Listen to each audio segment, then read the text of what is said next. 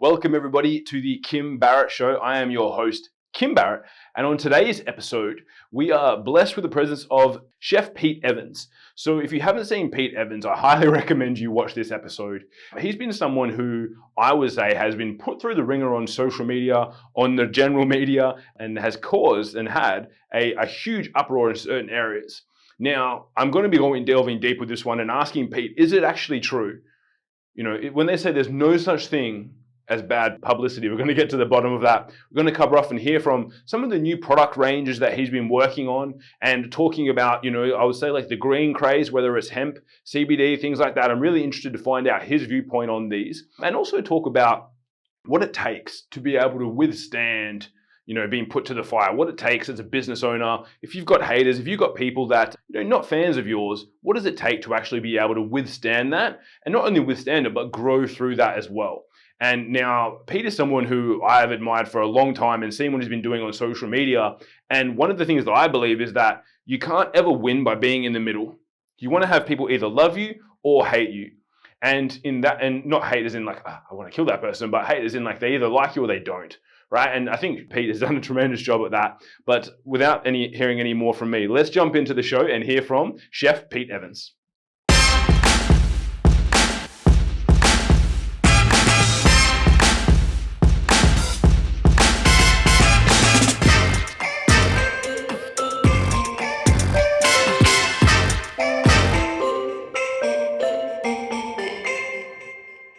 Chef Pete Evans, thank you so much for joining us today. Really appreciate your time. Oh, Kim, thanks for having me, mate. How are you? Yeah, doing very well. Thank you, sir. I always like to start off this podcast with the same question, although for yourself, it might be something slightly different in the answer. But if someone walked up to you at a party and was like, Pete, what is it that you actually do? How do you answer that? I would say I breathe and I see and I hear and I feel and I express myself and I think uniquely, very differently from anybody else, which is what everybody does. So that's probably the best way that I'd answer it. I love that. That's a great answer. So obviously we wanted to get you on here to really talk about a couple of questions that I've had because I've been following you for some time. So for anyone that doesn't know, obviously I introduce you and you've been well known on TV and a range of different things. But for those that aren't aware, I mean, you've got a range of stuff going on that really until I started following you properly on social media, I didn't realize you've got a range of products. Tell us a little bit about all the other stuff you do because obviously you've got some of the work you do on TV and you've got books and you've got speaking and your own podcast as well, but fill us in on a few of the other parts that you've got there with your product ranges and whatnot. Yeah, for sure. I like to express myself creatively through many different mediums and ways in which I can do that. And some is through media. So when I think about media, there's publishing. So I have cookbooks and other books out there in the marketplace. I have my own TV show that I create called The Paleo Way and documentaries that I've created called The Magic Pill and the soon-to-be-released Magic Plant, which is on cannabis, which are two health-based documentaries. And the third one I'm working on at the moment, which is called Evolve.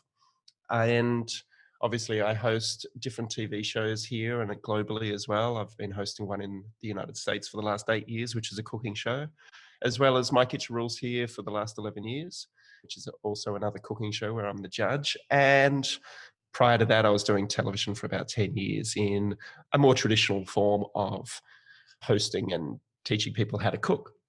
So I see myself as a student of life, and then I share that information that I've accumulated and keep accumulating through the experts that I interview or through the skills that I have attained through the different hats that I've worn.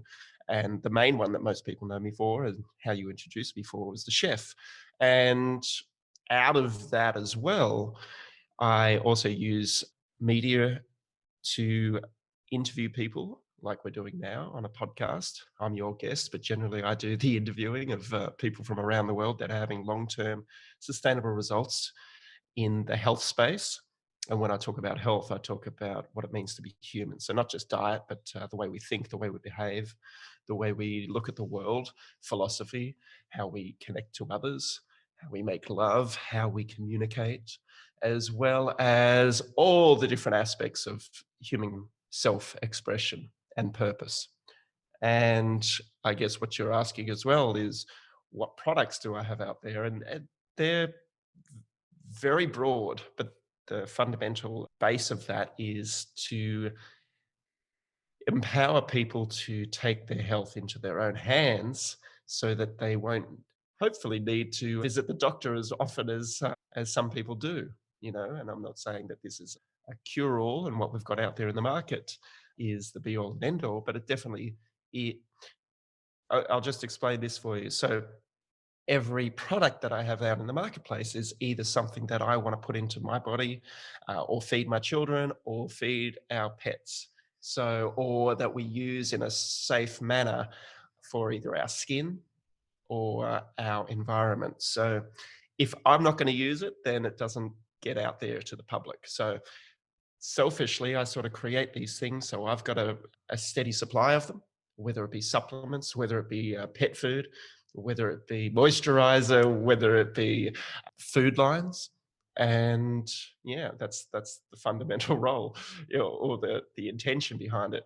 Can I use it? Yes. Would I want to use it? Yes. Will I benefit from this for myself and my family? Yes, if I include it into my lifestyle. And that means that hopefully other people will. I love it. I love it. And now, as you said, there are obviously a lot of them are health-based products, and that's a lot of your books have got specific like different cooking styles and stuff like that based around your philosophy on health. And obviously, with that comes some very interesting feedback from the public and other areas of the media as well.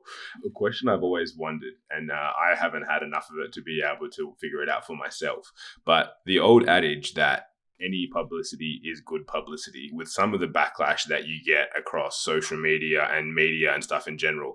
Is that actually the case? Is any media good? Is any publicity good publicity? Or like, how have you found navigating that with some of the negativity and stuff that comes out around your products and some of your health beliefs from some very interesting people on social media and other areas of media as well? Yeah, I find it fascinating, and I always encourage a healthy conversation about things that trigger people. And nobody has been able to prove that anything that I promote is actually harmful for anybody's health. So I mean, when that happens, then somebody's got a leg to stand on. But until then, it's just noise. And I actually, as I said, I encourage the noise and I embrace the noise, because every time that what people would perceive as an attack, it's just raising more awareness. So, as you said, is all publicity good publicity?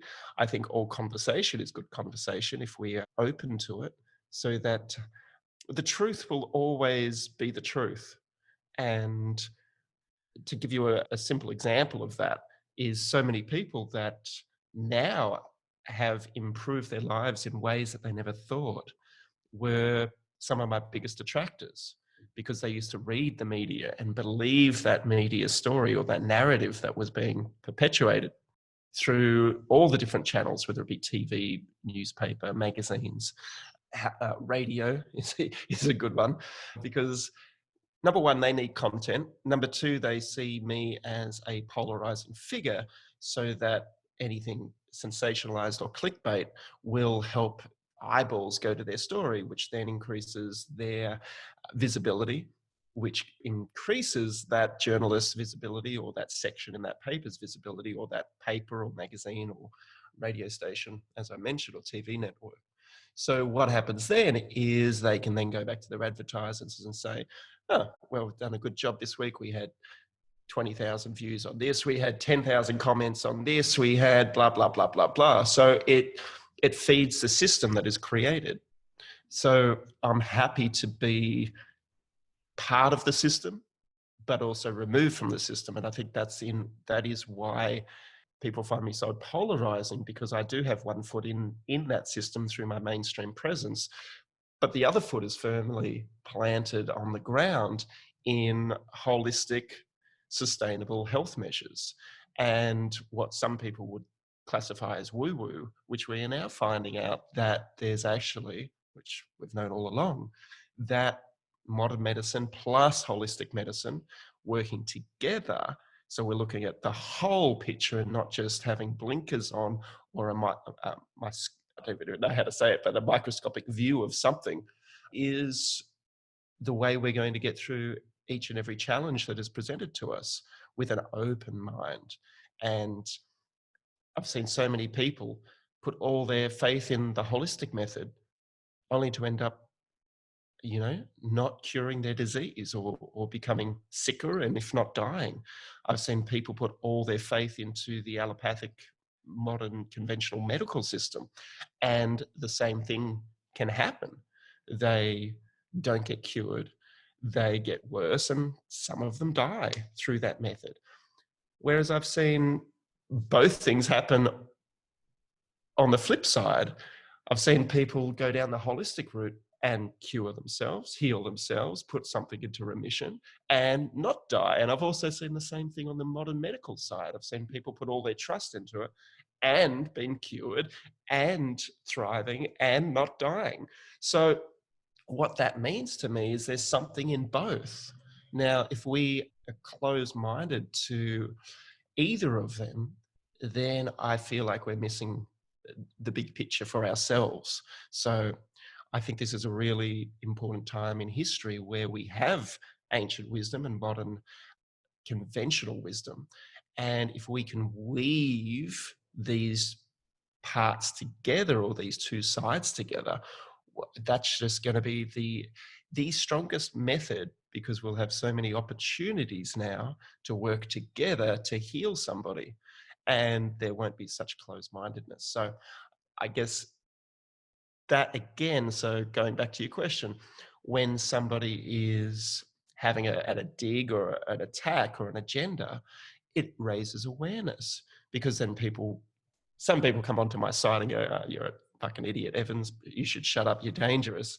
But then, because I'll share that article, they may read the thousand stories from people that are saying, hey, you know what? Keep doing what you're doing, because my child no longer is on that medication. I'm off this medication. I'm thriving.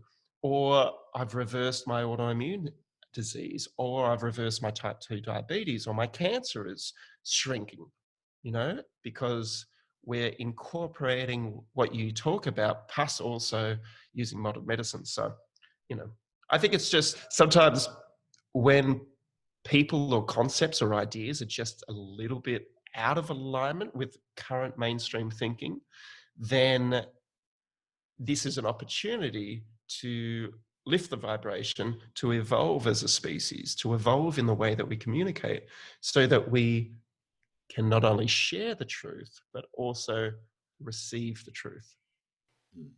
I love that. And have you always been able to do that? Because, and the reason why I ask is I've got a lot of, we work in space, Facebook advertising, Instagram advertising, and people really put themselves out there on video and ads and all that sort of stuff. And we're big believers in that. But obviously for them, there is sometimes when you do have a viewpoint which is different from the mainstream, that you get that backlash. Were you always good at managing that, as you've just kind of described? Because that was a very nice and eloquent way. And I know whenever I see your responses on social media, I always kind of give you a mini round of applause on this side, because you always deal with it in such a nice way, where you're equally open to them as they've been coming back to you, where some people could easily just lose it and go off their rocker at people. Have you always been that good at dealing with that? Or like, was there any kind of point where there was a shift where you're like, now I get that, and you more go with the flow versus, because I think sometimes people feel like, it gets a little bit, it builds up on them over time, and when they see it time and time and time again. Well, the only thing that I can control is how I react to any given situation. So I could take the path of the victim and go, fuck you, or I could, what's that going to do to me? All it's going to do is create negative energy for me, because I'm going to play the victim. I'm going to feel disempowered. I'm going to get defensive. I will probably push back the energy in the same way that it comes to me, or I perceive it coming, which is generally from a negative point of view. But I also understand what they're trying to do. Like, I have a journalist that every 6 months or so sends me a message, usually on a Friday afternoon at 4:45, right? And I'll get a message saying, Pete, we're running a story on you and we'd like you to comment. and you have 10 minutes in which to do, or 15 minutes because the deadline is in 15 minutes. So sometimes I'm out surfing or with my kids or whatever I'm doing, and I see that message a couple of hours later.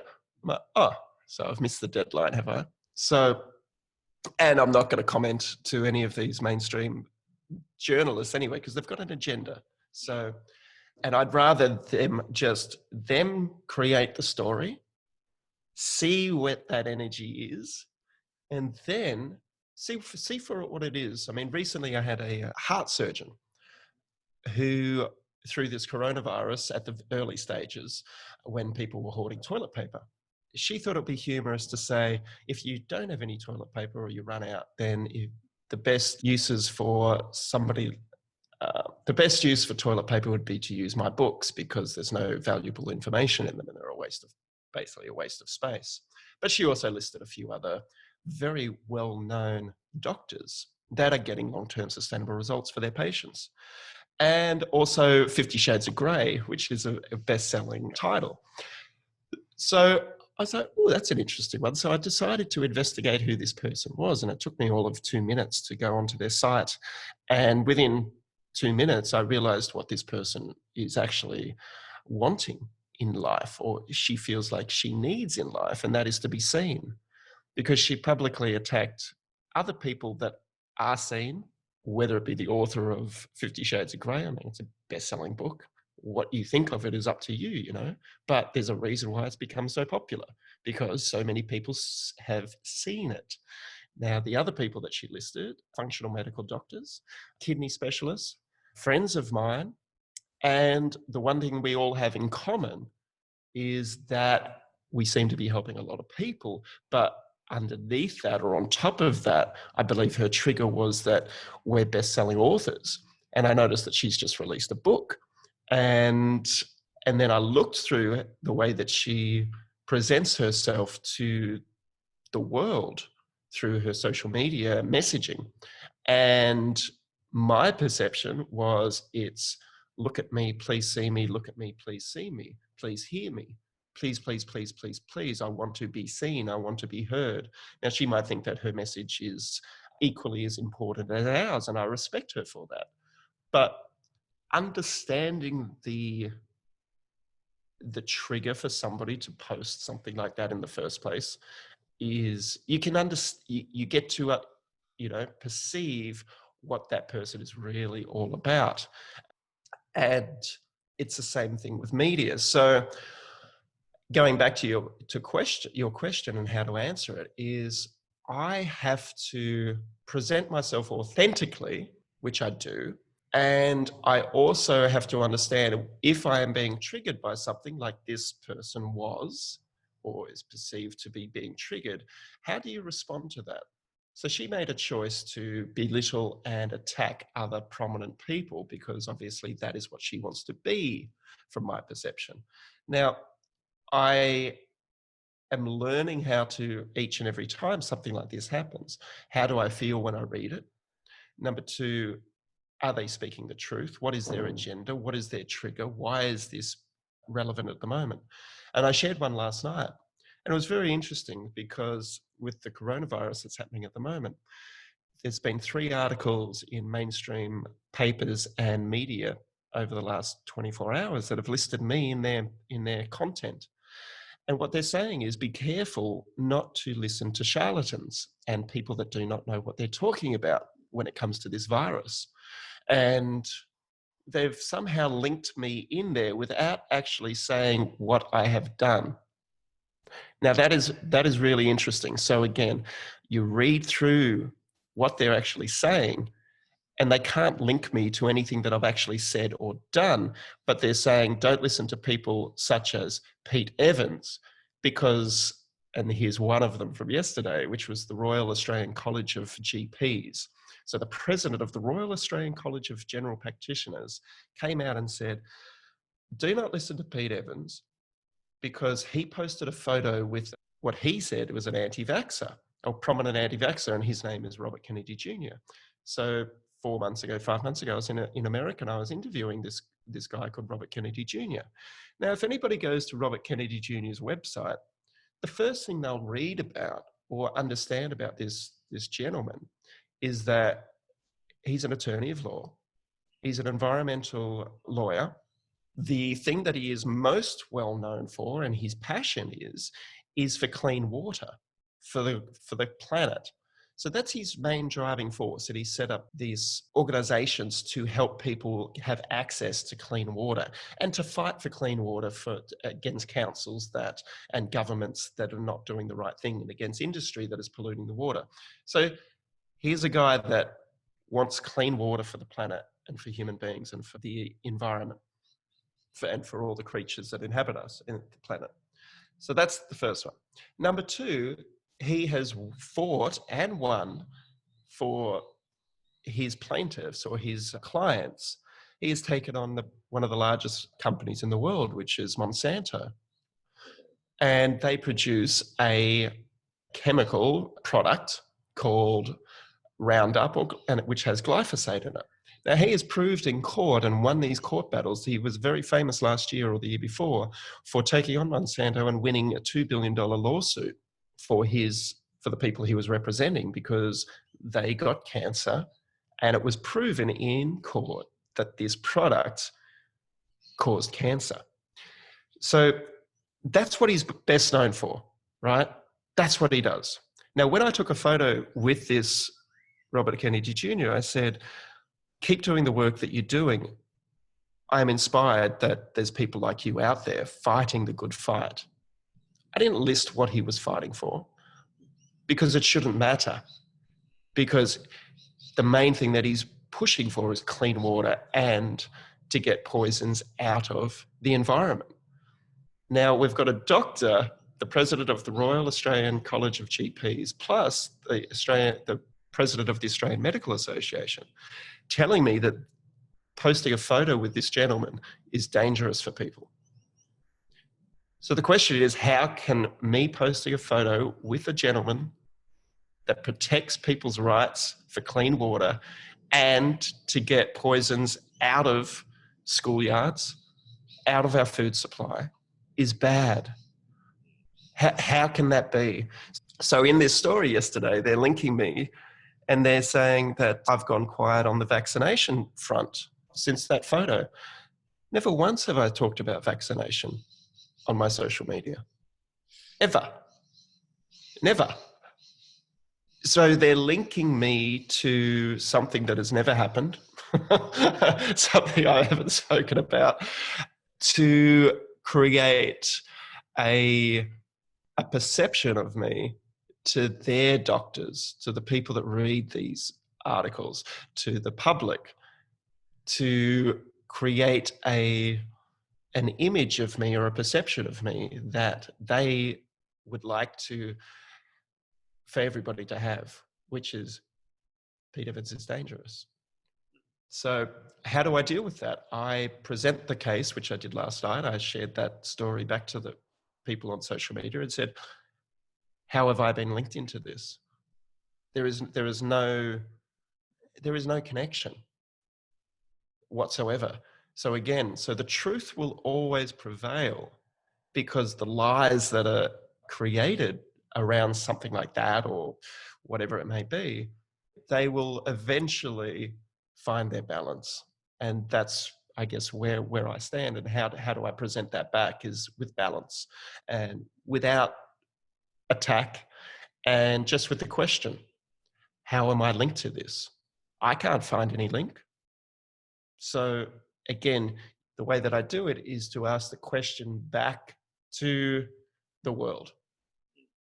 And that's all that anybody can do. Instead of them asking the question, hey, Pete, why did you actually take a photo with this guy? Not one person has said that. Not one media outlet, not one detractor has said, hey, Pete, why did you take a photo with Robert Kennedy Jr.? What were you doing? Interesting, isn't it? People jump to conclusions or assumptions, or people get triggered of their own fears and insecurities and project that without ever asking what the truth is. And once upon a time, that was called journalism. Get to the truth, find the answer, ask the question. And going back to that lady or that journalist that calls me on a on a Friday afternoon and gives me 10 minutes or 15 minutes to answer, without any consideration of where I may be in my life, because I'm not attached to my phone 24 hours a day, and that is why the media is sometimes a little bit out of alignment. And like I say, that's one of the reasons I love social media these days, is because, I mean, previously, let's just say that went to print and that got into, and all we had was a TV, radio, newspaper, and we see that in a newspaper. There wasn't really the avenue for you previously to be able to even call that out, right? It would just be like, oh, well, that's what Pete Evans is like. You would see it in the newspaper or something. Whereas now, it's like one of the benefits I love, and that's why I love connecting with people such as yourself and following what you're doing on socials, is because you actually use it for really what it should be used for, which is like, oh, here's like, you can be an open book with it, rather than being like, well, how do you, otherwise what the media perceives of you is what everyone perceives of you. Whereas now you do have that ability through social media to at least show your side when the journalism probably isn't as good as it should be. Well, I think the standards of journalism have dropped, definitely. I think quality of so many things has dropped over the last couple of decades. And it's about speed now. It's about just getting things out without due diligence. And I understand that, the media scene is dramatically changing.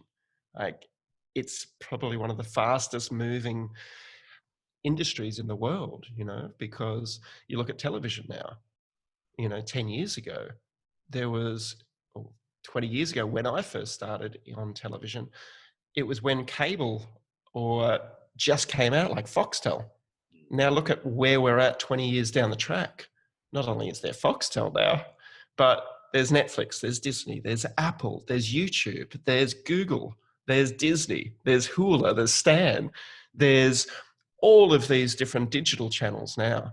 Plus there's podcasts, so once there was, it seemed to be a very simpler world in that industry, whereas now it's rapidly changing by the minute, Same with publishing, same with radio to a degree, same with newspaper, print media. Everything is changing so dramatically that people, it's really like they're just trying to stay afloat.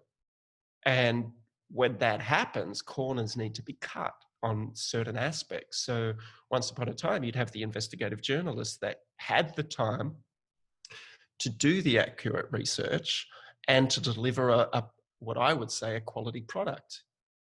Now, if you look in mainstream media, in the newspapers especially, and it is opinion pieces. And the wonderful thing about opinion pieces generally for print publications and online publications is that there can be no recourse for slander, for defamation. It's very, very difficult to prove because it's somebody's opinion. So when it's an opinion from somebody, it's not fact. Let's just say that again. So if you read anything that is in a magazine, a newspaper article, online presence, that is an opinion piece, that's all it is. It is not based in facts. Now, next time you pick up your newspaper, have a look at how many opinion pieces there are that are in that publication.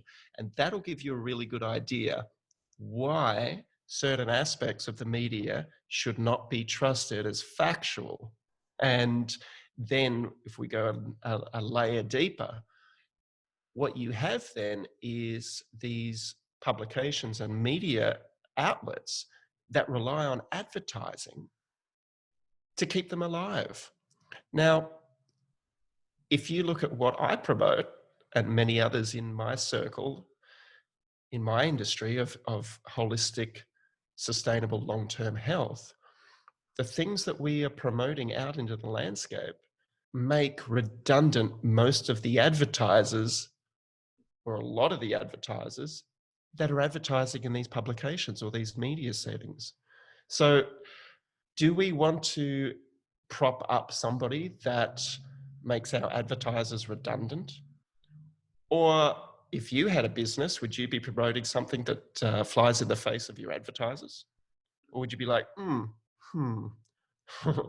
And from documents that I've read, there has been a calculated effort to ridicule me to protect certain industries. I've read the documents. They've hired PR companies to keep the machine and the system rolling exactly as it is. Because what happens if the population decides that 80% of what's in where they go shopping no longer is going to go into their shopping trolley?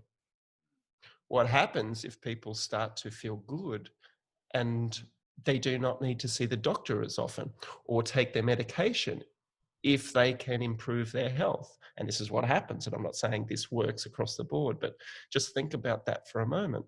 Who has the most to lose if people are empowered and healthy and are not eating processed foods made by multinational food corporations, not visiting the doctor as much, not taking prescription medicine as much?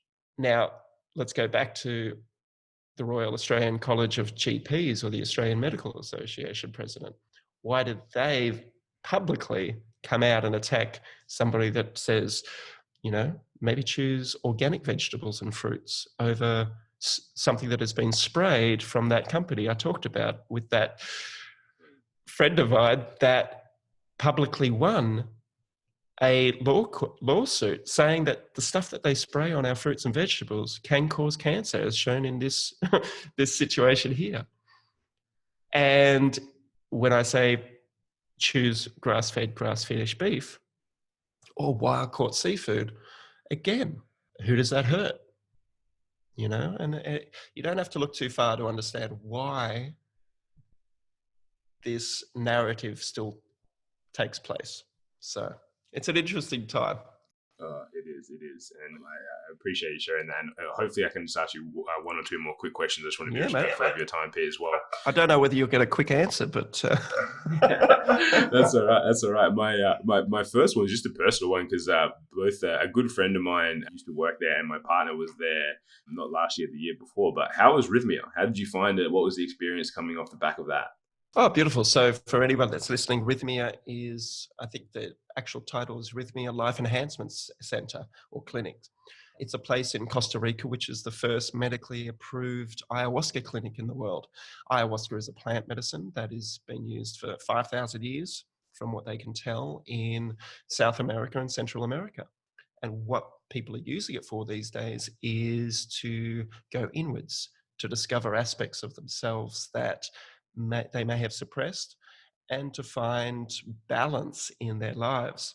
So we're seeing throughout the world at the moment leading scientists and health experts rediscovering the potential benefits in clinical settings for the use of certain plant medicines and what are called entheogens, which means to awaken the divine within in its traditional use of the word, or I should say modern use of the word. Some people will call them psychedelics. So ayahuasca is a combination of two different plants from the Amazon and from South America that, when brewed together and then ingested, can take you inwards to discover parts of your journey in this experience of life in which you can find answers to help realign. Now, these plant medicines are very, very powerful, and which is why I went to Rythmia, because it is, as I said, the world's first medically approved ayahuasca clinic in the world. And they've got a wonderful medical team there on site. So when you go in there, and it's completely legal in Costa Rica for this establishment. So I decided to go and check it out and put myself through the process of what they teach and what they share in this setting. And I had a remarkable time. I mean, it was miraculous. It was marvelous. It was awe-inspiring. It was powerful. I cannot recommend it to anybody, because it seems to be, from my understanding, is something that if you are drawn to it, then it's up to you if you choose to go down that path, because it is very, very, very, very powerful. And there are risks involved, like everything in life. And which is why I would suggest, if anybody is interested in this path, then to look at a place like Rythmia that has had, I think it's up to 7,000 people have gone through there over the last few years, and investigate and do as much research as possible to see if it is your path or not. And again, I'm not recommending it. I just need to 100% make that clear. And I don't recommend anything. I share information on so many aspects of what it means to be human. And this seems to be something that is becoming more and more widely studied through the most modern of ways, through modern medicine in universities and centers around the world by some of the world's leading experts in how our brains work, how our emotions affect our physiology and our behavior. And it seems to me, if I was to look 10, 20, 30 years down the track, that these different plant medicines that are natural and are a part of our environment are going to become a lot more popular in medical and clinical settings for people. And the experts that I've interviewed on this are having miraculous results for that realignment for people. Now, I know I had a wonderful experience through that, and I got many realizations for myself through that process, and I'm very grateful for that. And I will be heading back there again in October if overseas travel is back online. And if it's not, then so be it. It wasn't meant to be a second time around at this particular point in time. Yeah.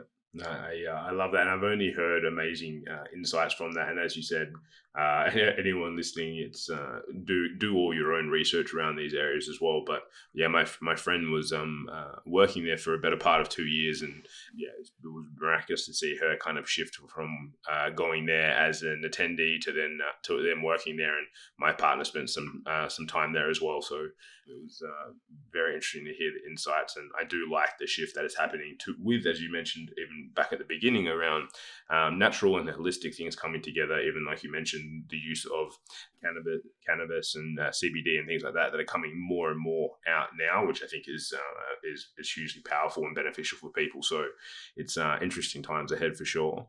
And one final question for you, which I always like to ask. Yeah, mate. What's one question that I didn't ask you that I should have? Well, my intention today, I think it's a really good question to ask people what their intention is. So I set an intention every day, and that is to be a vessel for truth. And that's my one today. Yesterday it was to be present.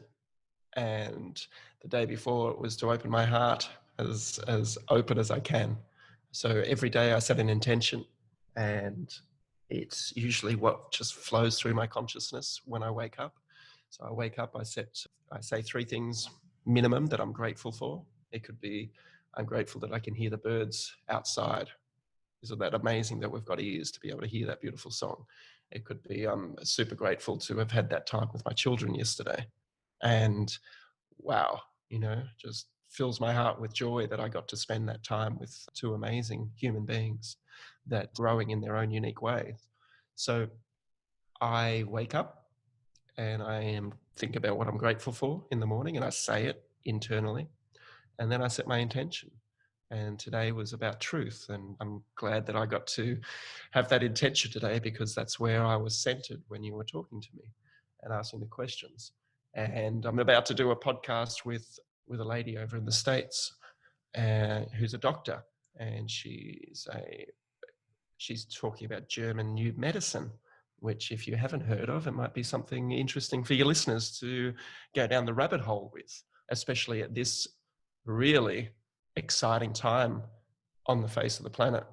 And I say exciting because it is exciting, because we're stepping into the unknown, and whenever we step into the unknown or uncertainty, that creates excitement, and excitement is very close to fear. It's nearly the same sort of energy and feeling, but in a positive way. So I am excited about this transitional period that we are going through, and we're always going through a transitional period, whether we know it or not, because we're constantly evolving, not only individually, but collectively, and also the planet. So whatever is happening in your belief systems at the moment, if we could change just the perception from fear of the unknown and the uncertainty into excitement and being in awe and wonder of all of this that is playing out for ourselves and for our collective consciousness, I feel that is a healthier mindset and to approach any uncertain times, which is always. So I'll leave you with that one. I love that. Thank you so much for joining us. And for people to connect with you and follow, where's the best platform online to connect with you? Social media is pretty good for me. I am quite prolific in what I share, and I try to, well, I shouldn't say I try. My intention is to share a recipe every single day, so people have the tools, so they can buy my books or they can just go off my social media. You know, I don't mind. Some people like to have a physical copy, like I do, but I also know people are struggling out there with their finances, so I always want to connect and give people the tools for long-term sustainable health. So every day there'll be a free recipe for you if you follow on Instagram or Facebook. I will share aspects of my life that I feel are authentic to myself. That might trigger some people, which is perfectly fine. And I will share information on my podcast as well, which I highly recommend people listen to if they're looking to understand what it is that I love to investigate. And we talk about everything on there, from sex to psychedelics, entheogens, to movement, to the way that we think and behave, to nutrition, to the types of water that I like to drink and others like to drink, and so many other aspects of being human and being a part of this wonderful journey of life. Also, if anyone's interested in what we promote in a paleo way, which just means old, which means an anti-inflammatory diet, and I would recommend that now is a fucking good time to get your health in order, just like it was a year ago, just like it was 10 years ago, like it will be in 10 years ago. There's no better time than now. I'm not using this current situation as a wake-up tool, but maybe it will be for a lot of people. But now you have the complete control to live in the now and look at long-term sustainable health as one of the core values, which could be something that many people haven't really thought about. And now we may have the time and the opportunity to really think about, fuck, what is it that matters? What really matters to us at this particular point in time, which is now. So, but anyone that wants to go paleo, I have a free 10-week program called the Paleo Way. It's got 350 recipes, no strings attached. It's my gift to humanity. I have no expectation of people who want to use it or not. It's just there and it's available now. Absolutely love that. So guys, wherever you're listening, watching this, we'll link all of that in the show notes, so you can click through and find everything that Pete's just mentioned. And again, Pete, thank you so much for your time. I know it's precious, and I really appreciate you making the time today. Kim, thank you so much. I know we've circled around this over the last year trying to find a date, but I'm a big believer in that everything is exactly as it's meant to be. And this podcast, I feel, was a lot stronger than it could have been a couple of months ago when you first reached out, because of what is currently happening. So thanks for your patience and thanks for your trust, brother. Of course, pleasure. Thank you again. Love you.